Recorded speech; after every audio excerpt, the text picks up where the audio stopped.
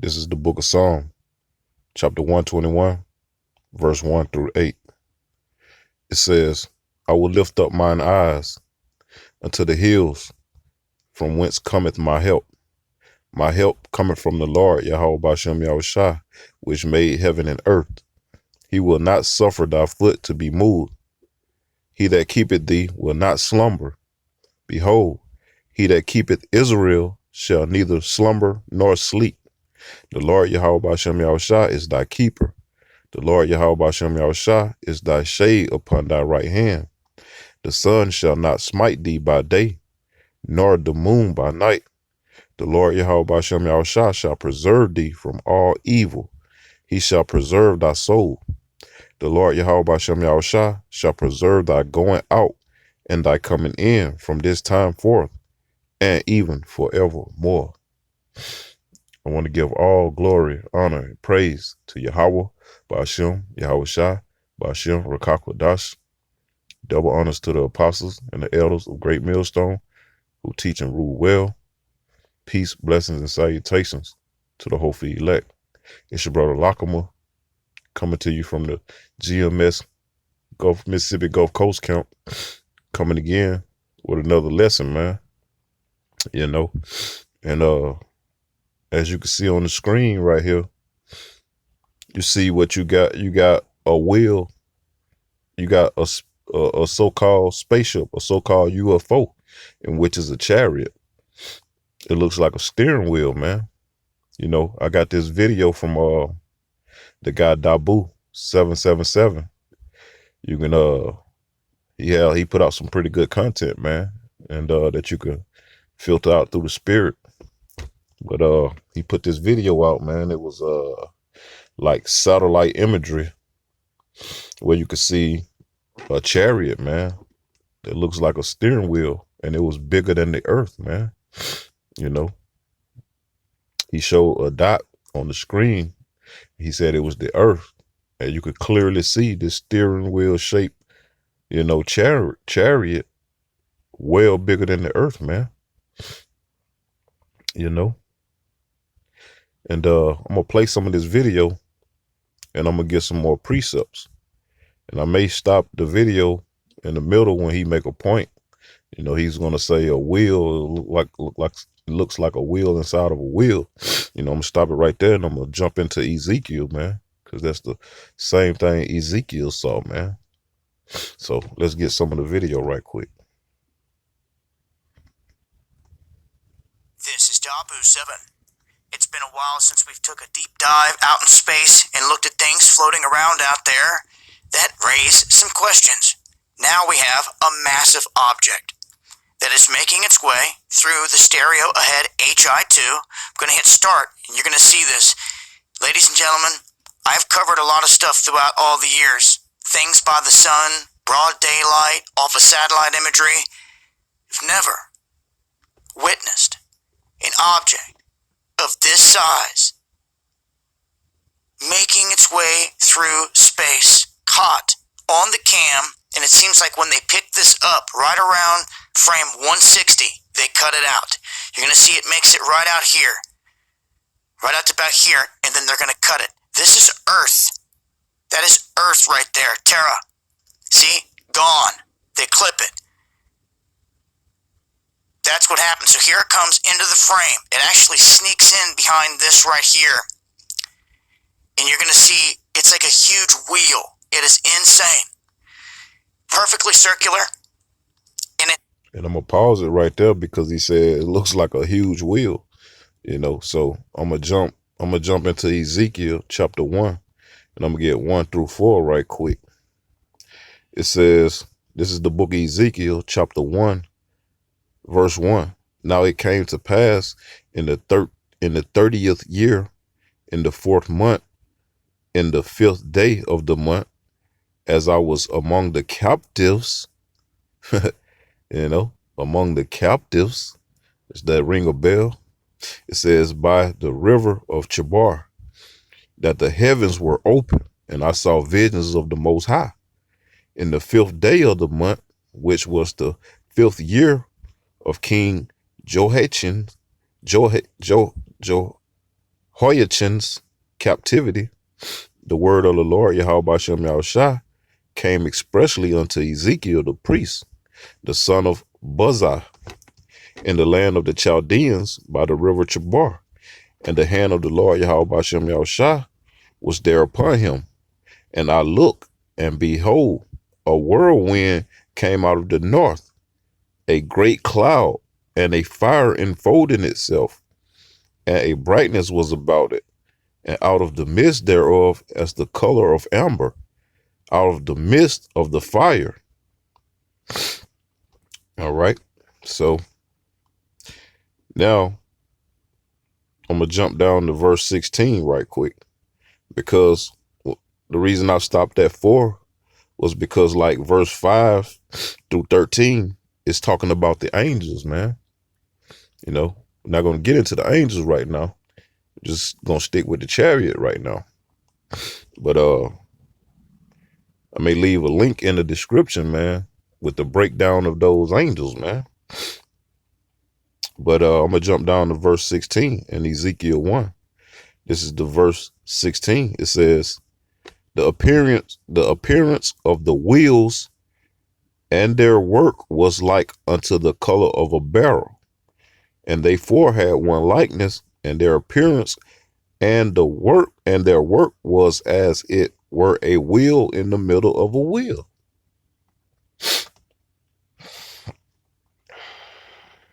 Salakia, thought I had to sneeze. So I'm gonna read it again. It says, the appearance of the wheels and their work was like unto the color of a beryl, and they four had one likeness, and their appearance and their work was as it were a wheel in the middle of a wheel, man. Hey, that's beautiful, man. Call Allah Yum Yahweh Shem Yahushua, man. Chariots, wheel inside of a wheel, man. Let's see. Salakia.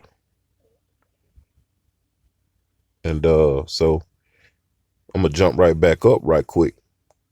Lord willing, this is edifying, man. You know. So I'm gonna jump back up right quick to Ezekiel 1 and 4. It says, and I looked, and behold, a whirlwind came out of the north, a great cloud. See, the chariots are gonna come with a whirlwind. And it's gonna be it's gonna come out of a great cloud. Chariots cloak themselves in the clouds, man. Sometimes, you know, people catch visions of chariots peeking out of the clouds. Sometimes you can see like a hole in the clouds where they were sitting, or where they are sitting, you know, but they be invisible. They be cloaked, man. And it says, and a fire enfolding itself. Because once they touch the Earth's atmosphere, you know, hey, they're gonna be ablaze, man. Like in that movie, Independence Day with Will Smith, when he came outside and he picked his newspaper up off the ground. You know, he looked up into those clouds, man. Saw that that great chariot coming out of the clouds, and it had a fire around it. It was beautiful, man. Hey, if that was beautiful on TV, imagine how it's going to look in real life, man, because that was just a carnal sense on TV, you know. Think about the glory that you're going to behold, you know, if you're a part of the elect anyway. Think about the glory that you're going to be able to behold as those chariots fully manifest themselves, man. You know, and the reason I jumped back up to verse 4 was because it made that point. It said, and I looked up, and behold, a whirlwind came out of the north, a great cloud, and a fire enfolding itself. See, that's how it's going to be when Yahushua comes back. You know, it's going to be a whirlwind from that chariot, and I'm about to get that. I'm about to jump to Isaiah right quick. Isaiah 66, 15 through 16. This is Isaiah 66, verse 15. It says, for behold, the Lord Yahweh Shem Yahushua will come with fire, and with his chariots like a whirlwind, to render his anger with fury and his rebukes with flames of fire. For by fire and by his sword will the Lord Yahweh Shem Yahushua plead with all flesh, and the slain of the Lord shall be many. Basically, this is talking about Yahushua when he come back. You know, he's coming back with his chariots like a whirlwind. So that's basically why I jumped back up to verse 4 in that Ezekiel, because that's how Yahushua coming back, man. So I'm gonna get some more of the video right quick, and then I'm gonna give a few more precepts, and I'm gonna be done. It's like a cross with a circle in the middle.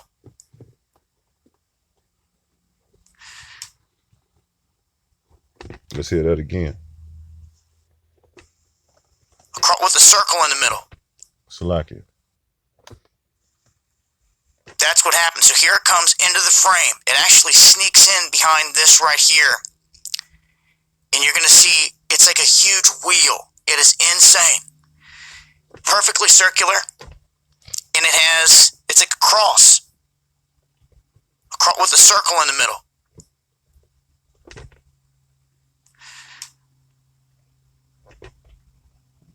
Wheel inside of a wheel.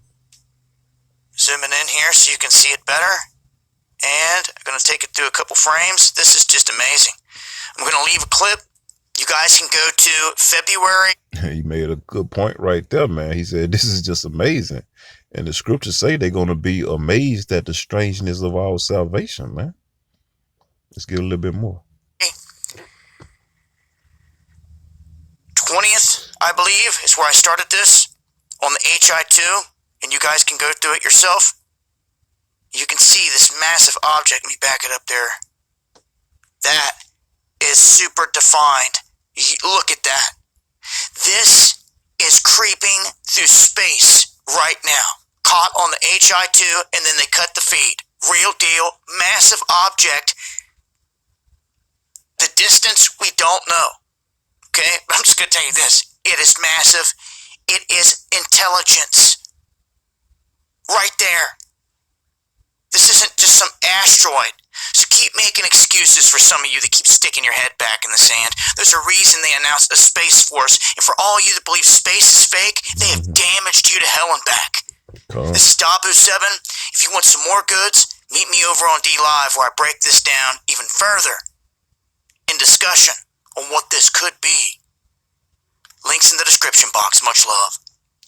So I'm gonna stop it right there because he mentioned the Space Force, man. Hey, that was heavy. He said they're not talking about a Space Force for nothing. That's right, man. You know. So now I'm about to jump to Revelations right quick. Revelations, I want 12. I'm gonna start at verse 7. I'm gonna get through 15. It says, "And there was a war in heaven. Michael and his angels fought against the dragon, and the dragon fought and his angels." What's the dragon, man? That's NATO and the EU, man. The 7-headed dragon, man. It says, "And prevailed not, neither was their place found anymore in heaven."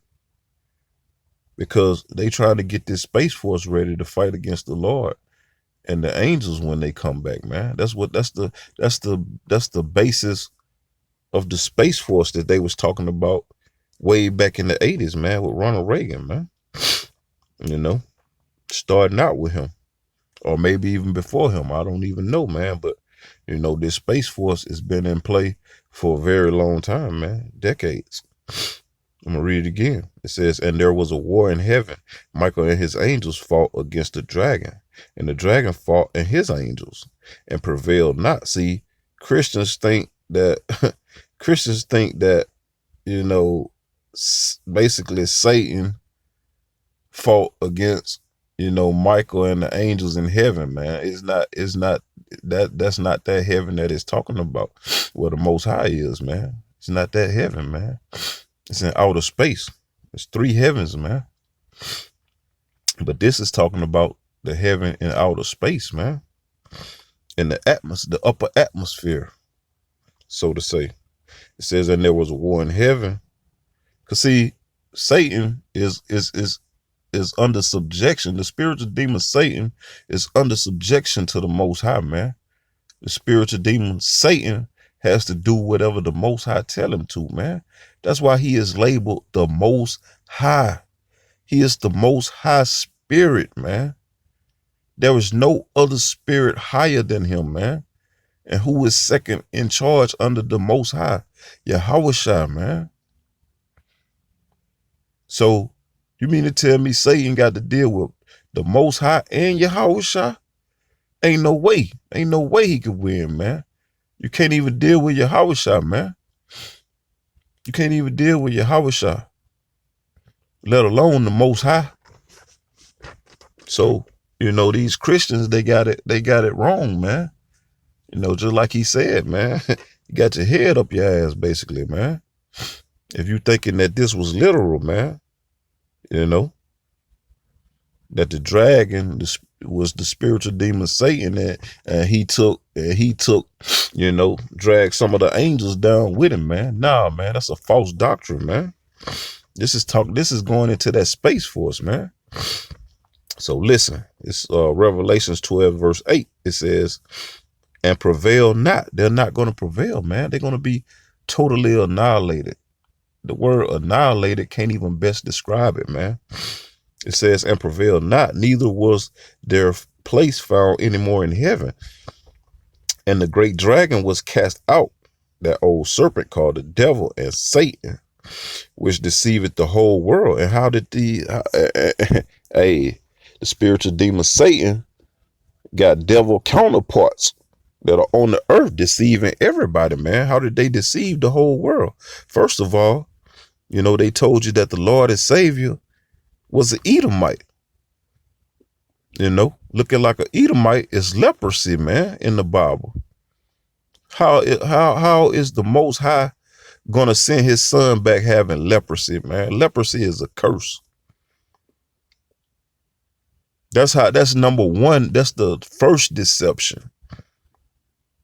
The second deception was deceiving the children of Israel, making them think that, hey, we're just African Americans, so on and so forth. We're just black,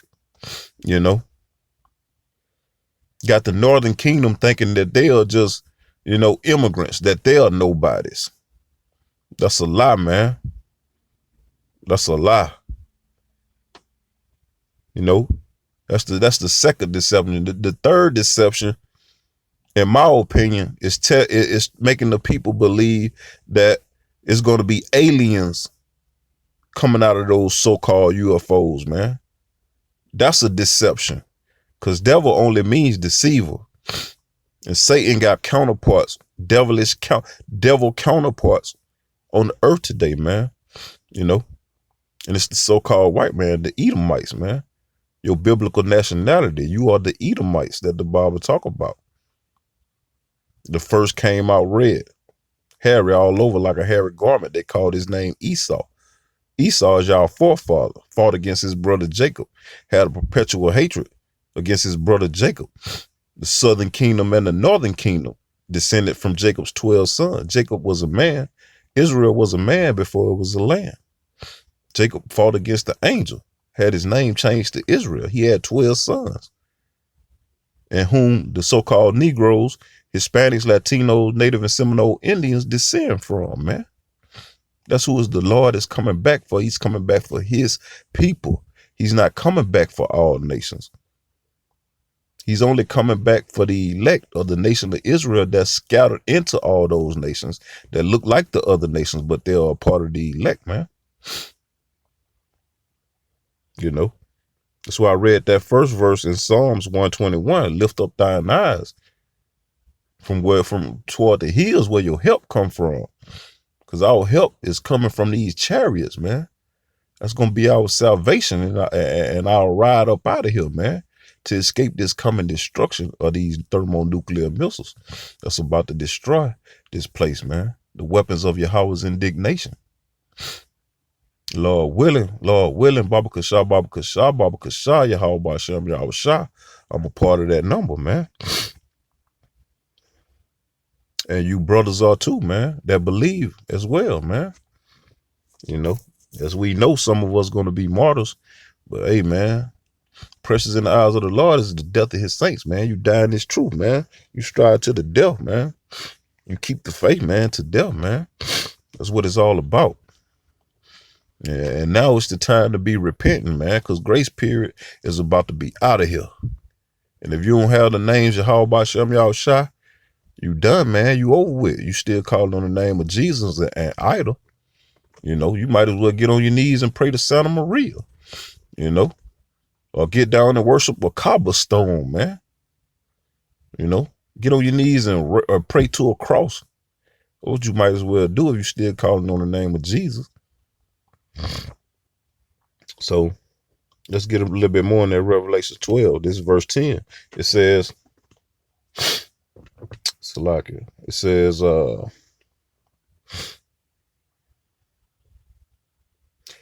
Salakia. See where I left off at. Oh, okay. Yeah, I'm on verse 10. It says, and I heard a loud voice saying in heaven, now is come salvation. Now is come salvation, man. See, our salvation is coming from these chariots. Yahweh Shai when he come back, man. That's going to be a beautiful day. It says, and I heard a loud voice saying in heaven, now is come salvation and the strength and the kingdom of our power and the power of his Mashiach. For the accuser of our brethren is cast down, which accused them before our power day and night.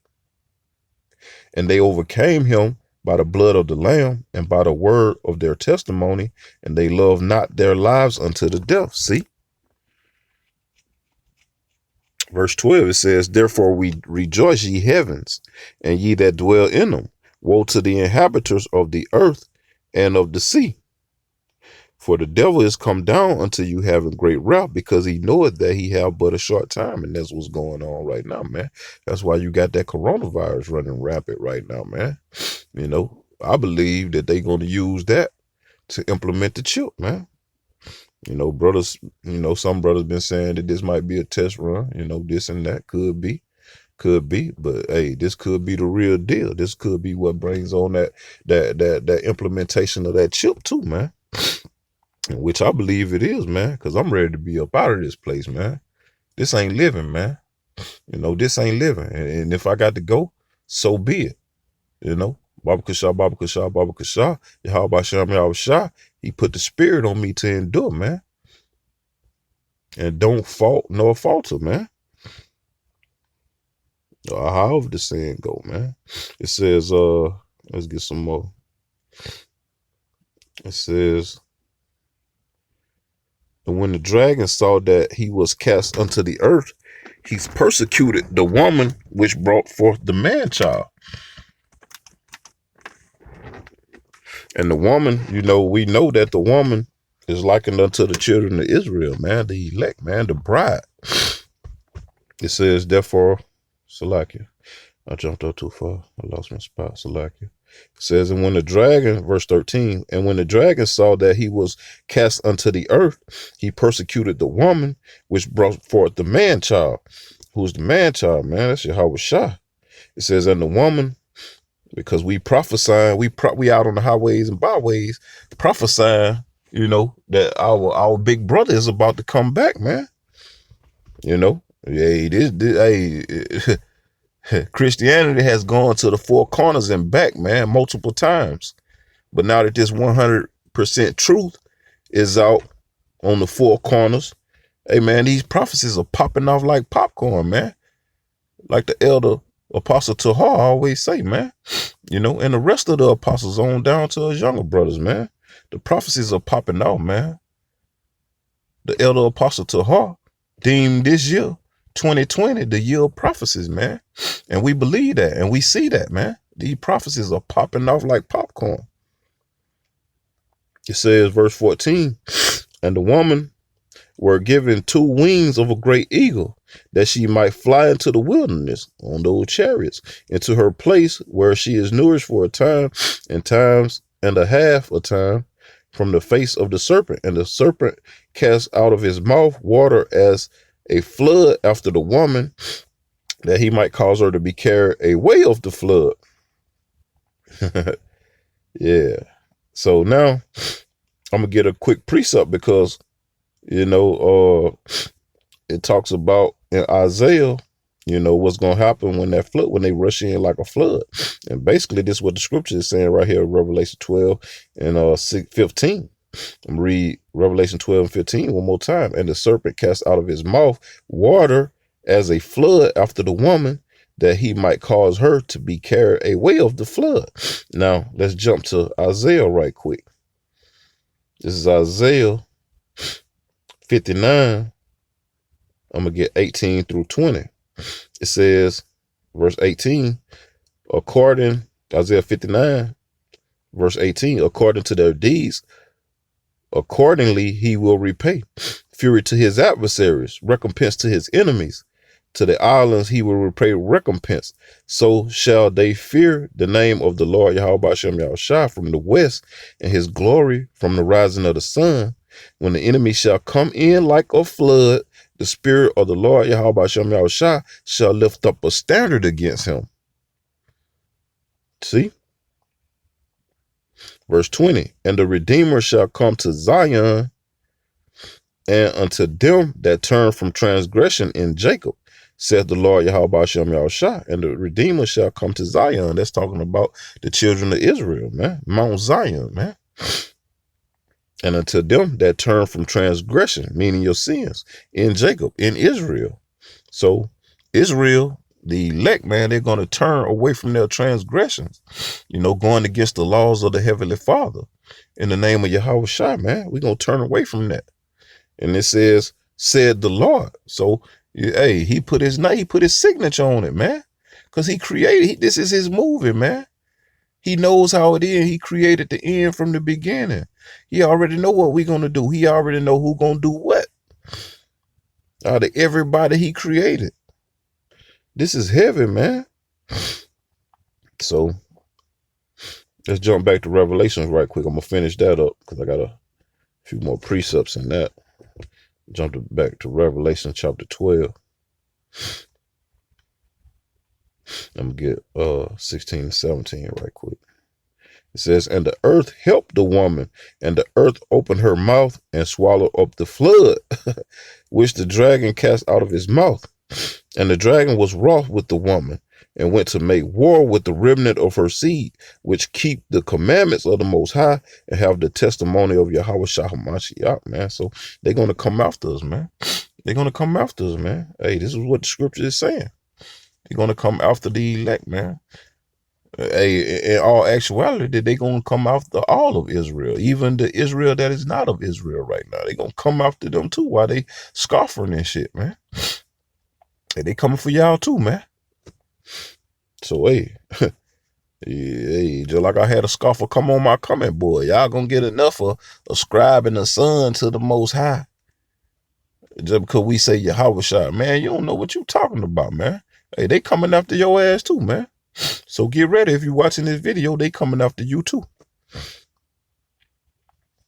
It don't matter what name you calling on. So from there, I'm gonna jump to because we still talking about the war in heaven right now. Let's jump to 2nd Ezra right quick. Because basically this is how Yahweh Shai coming, man. Not too many people know how Yahweh Shai coming. This is 2nd Ezra chapter 6. And I'm going to get 6 through 9. It says, then did I consider these things, and they all were made through me alone, and through none other. And we know that all things were made by Yahweh Shai. It says, then did I consider these things, and they all were made through me alone, and through none other.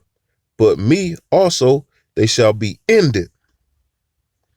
So like I'm going to read that again. It says, by me also they shall be ended, and by no other. Verse 7. Then answered I and said, what shall be the parting asunder of the times? Or when shall be the end of the first? and the beginning of it that followeth. Because see, this is still talking about in the beginning there was a war in heaven. See, now, see when it says in the beginning there was a war in heaven, that's the beginning of our rulership, starting with Yahushua. Because Yahushua is coming to subdue all nations during World War III. Yahushua is coming to subdue all nations. That's going to be the beginning of the Israelites' rulership. That's going to be the beginning of the kingdom of heaven when Yahushua come and take all these kings out of power, man. Knock them off their throne, man.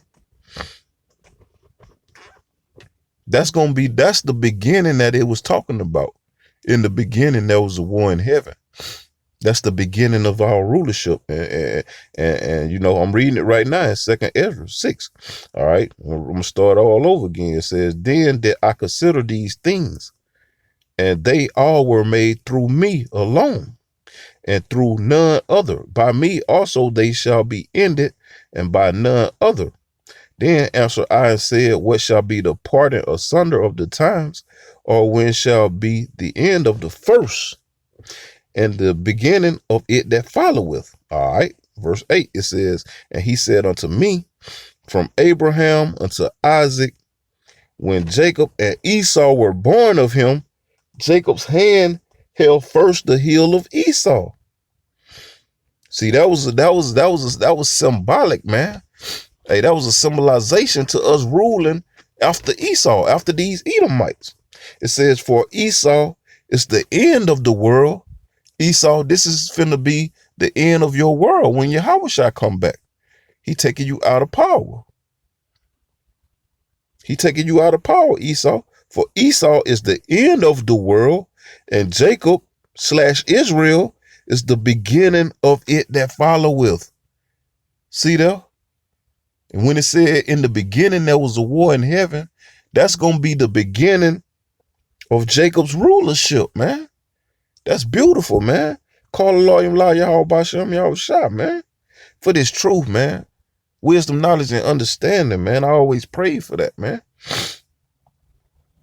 So that's pretty much the point on that. Now let's get 2nd Ezra chapter 13. 2nd Ezra chapter 13, and I'm going to start at verse 1. And get 1 through 11. And it says, it's 2nd Ezra 13,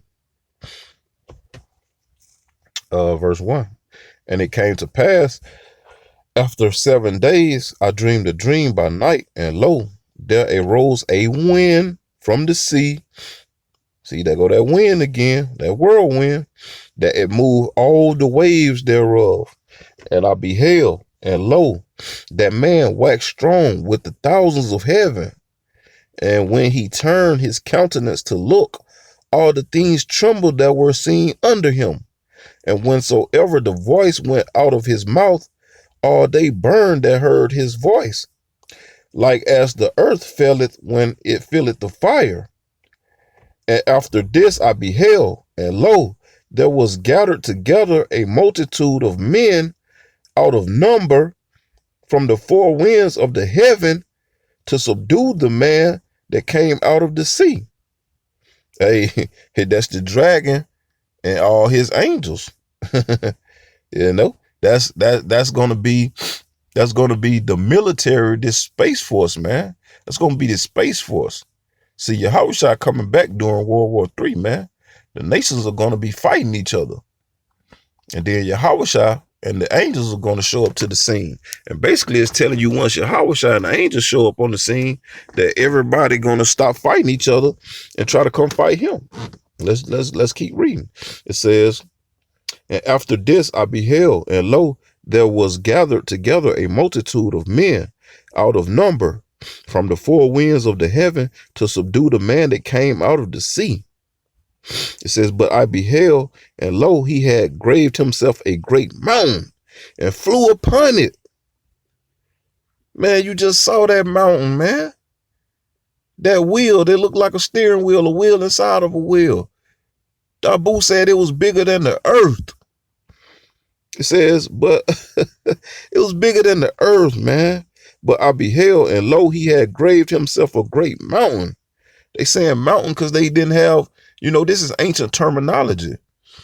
It says, and flew upon it, but I would have seen the region or place where out the hill was graven, and I could not. It was so big, he couldn't see the end of it.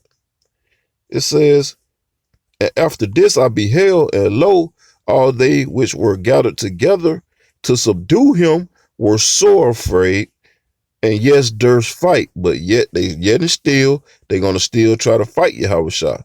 And lo, as he saw the violence of the multitude that came, he neither lifted up his hands, nor held sword, nor any instrument of war, but only I saw that he sent out of his mouth as it had been a blast of fire, and out of his lips a flaming breath, and out of his tongue he cast out sparks and tempests.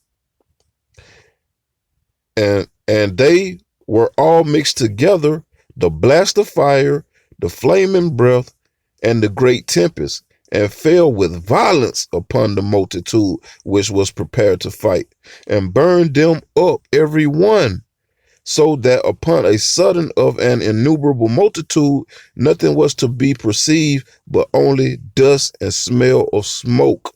When I saw this, I was afraid. And that's Ezra's, man. He was given that vision, man. Because I just read in Revelation, that they're gonna fight, that they're gonna it's gonna be a war in heaven, but they're gonna prevail not. They're not gonna prevail. Revelation said they're not gonna prevail. Do you see how these scriptures tie into each other like a puzzle? They're not gonna prevail. They're gonna be totally decimated, totally obliterated, totally annihilated. Flawless victory. Man, that's heavy. So let's keep going. It says, afterward saw I the same man come down from the mountain, and call unto him another peaceable multitude, and there came much people unto him, whereof some were glad, some were sorry, and some of them were bound, and others some brought of them that were offered.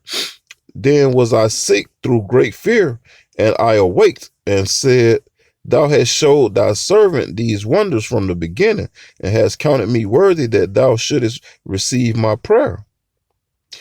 Show me now yet the interpretation of this dream. So now, Ezra's wanted the Most High to show him the interpretation of the dream. So now we're going to jump to verse 21 right quick. It says, the interpretation of the vision shall I show thee, and I will open unto thee the thing that thou hast required. Whereas thou hast spoken of them that are left behind, this is the interpretation. He that shall endure the peril in that time hath kept himself. The perils of martial law, man, plagues, famines, teeth of wild beasts, the sword, all these things we got to endure, man. Scriptures say he that survive unto the end, same shall be saved. He that endure unto the end, same shall be saved. It says, he that shall endure the peril in that time hath kept himself. They that be fallen into danger are such as have works and faith toward the Almighty. Verse 24, know this therefore, that they which be left behind are more blessed than they that be dead. This is the meaning of the vision, whereas thou sawest a man coming up from the midst of the sea. It's talking about Yahushua. It says, the same is he whom the Most High, the highest, hath kept a great season on his right side, his right hand of the throne, which by his own self shall deliver his creature, and he shall order them that are left behind. Whereas thou sawest that out of his mouth there came a blast of wind and fire and storm, and that he held neither sword nor any instrument of war, but that the rushing in of him destroyed the whole multitude that came to subdue him. This is the interpretation. Behold, the days come when the Most High will begin to deliver them that are upon the earth. Whew. And he shall come to the astonishment of them that dwell on the earth. Just like Dabu said, hey, this is amazing. And one shall undertake to fight against another. That's going to be sedition among men, man. Race wars. It says, and one shall undertake to fight against another, one city against another, one place against another, one people against another, and one realm against another. That's the earthly realm and the spiritual realm. And the time shall be when these things shall come to pass, and the signs shall happen which I showed thee before, and then shall my son be declared, whom thou sawest as a man ascending. And when all the people hear his voice, every man shall in their own land leave the battle they have one against another, and an innumerable multitude shall be gathered together, as thou sawest them, willing to come and to overcome him by fighting. See, y'all gonna fight against the Lord when he come back, man. Hey, that's heavy, man. That's heavy. It says, verse 35, but he shall stand upon the top of the Mount Sion, and Sion shall come and shall be showed to all men, being prepared and builded, like as thou sawest the hill graven without hands. And this my son shall rebuke the wicked inventions of those nations. Like all the drones and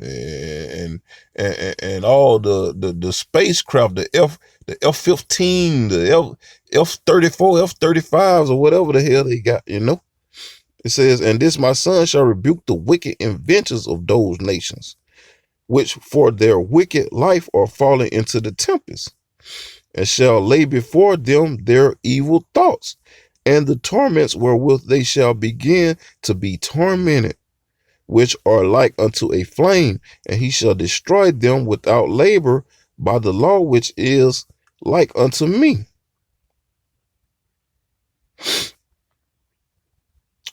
Verse 39, and whereas thou sawest that he gathered another peaceable multitude unto him, those are the 10 tribes which came over here to Osiris, man. That's the northern kingdom, man. Those are the 10 tribes which were carried away prisoners out of their own land in the time of Hosea the king, whom Salmanassar, the king of Assyria, led away captive, and he carried them over the waters, and so came they into another land.